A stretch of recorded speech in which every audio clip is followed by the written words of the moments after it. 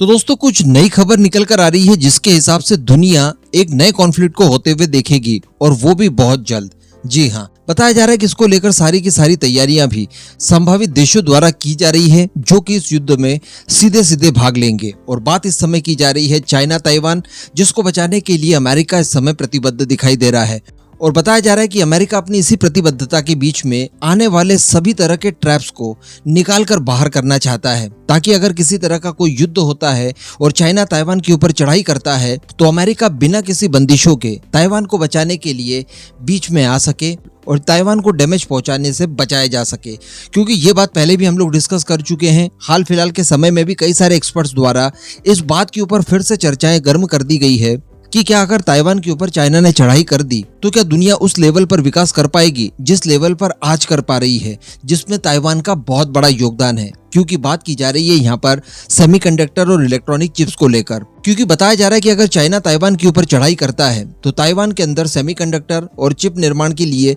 सारी व्यवस्थाएं छिन भिन्न हो जाएगी और उसके बाद दुनिया को उभरने के लिए सदमे से काफी लंबा समय लग सकता है और इस स्थिति में वापस आने के लिए बहुत लंबे चौड़े स्ट्रगल की जरूरत पड़ेगी। तो चलिए अब देखते हैं आगे कि अमेरिका द्वारा क्या तैयारियां की जा रही है और किस तरह के दावे किए जा रहे हैं। आप बस चैनल को सब्सक्राइब जरूर कर दीजिएगा। दरअसल द मैसेंजर का हवाला देते हुए रशिया टुडे के द्वारा एक रिपोर्ट जारी की गई है और इस रिपोर्ट में ये बताया जा रहा है कि पिछले 6 महीनों से अमेरिका अपने नागरिकों को ताइवान से निकालने की कोशिशें कर रहा है, या अगर सभी नागरिकों को वहां से इस समय नहीं भी निकाला जाए तो इस बात की प्रिपरेशन में अमेरिका लग चुका है कि जब युद्ध होगा, मान लीजिए कि चाइना ने ताइवान के ऊपर युद्ध थोप दिया, तो ऐसी परिस्थिति में ताइवान में फंसे अमेरिकन लोगों को कैसे निकाला जाए। क्योंकि बताया जा रहा है कि इस समय अमेरिका के कुल 80,000 से ज्यादा नागरिक ताइवान के अंदर मौजूद है। अब हम सभी लोग जानते हैं कि अगर ताइवान के साथ चाइना किसी तरह का कोई युद्ध लड़ता है तो अमेरिका की प्रतिबद्धता यहाँ पर बीच में आएगी और अमेरिका ताइवान को बचाने के लिए हर हाल में जाएगा। अब ऐसी परिस्थिति में अगर अमेरिकन नागरिक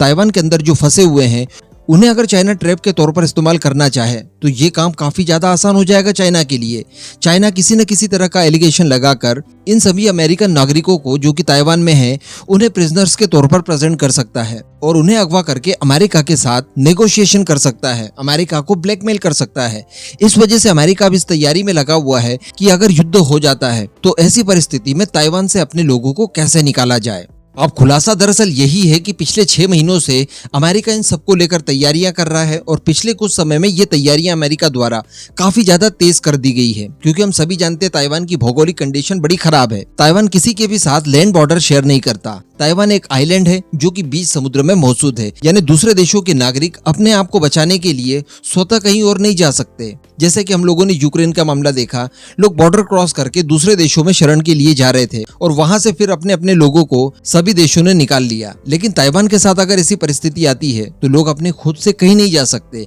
क्योंकि वैसे ही अगर ताइवान के ऊपर चढ़ाई करेगा चाइना तो चाइना चारों ओर से पहले ताइवान को घेरेगा, उसके बाद अटैक करना शुरू करेगा। तो ऐसी परिस्थिति में फंसे हुए लोगों को निकालना एक बहुत ही मुश्किल टास्क हो जाएगा और अगर लोग इसी तरह से फंसे रहे तो चाइना को एक एक्स्ट्रा हथियार मिल जाएगा उन इनोसेंट लोगों के रूप में, क्योंकि उन्हें बंदी बनाकर चाइना अपने राइवल्स के ऊपर दबाव बना सकता है। तो अब चूंकि अमेरिका इन सब की तैयारियां कर रहा है, इसका मतलब अमेरिका को इंटेलिजेंस इस तरह की मिली होगी कि चाइना जल्द से जल्द ताइवान के ऊपर चढ़ाई करने वाला है। हालांकि इसके अलावा भी रशियन मीडिया द्वारा कई सारी बातें बताई गई है और ताइवान को कंपेयर किया गया है यूक्रेन से और ये भी बताने की कोशिश की गई है कि जिस तरह से यूक्रेन के अंदर जो कुछ हो रहा है इस समय, इसके पीछे सीधे सीधे अमेरिका जिम्मेदार है। तो ताइवान के साथ भी अमेरिका द्वारा कुछ ऐसी ही गतिविधियां की जा रही है और इन फ्यूचर ताइवान की भी स्थिति बिल्कुल यूक्रेन जैसी हो सकती है, जिसके पीछे सीधे सीधे दोष होगा अमेरिका का। क्योंकि बताया जा रहा है कि ताइवान और चाइना के बीच में रिसेंट परिस्थितियों में जो भी तनाव बढ़े हैं उसके पीछे अमेरिका जिम्मेदार है, क्योंकि अमेरिका इस समय काफी ज्यादा दखल दे रहा है चाइना और ताइवान के बीच में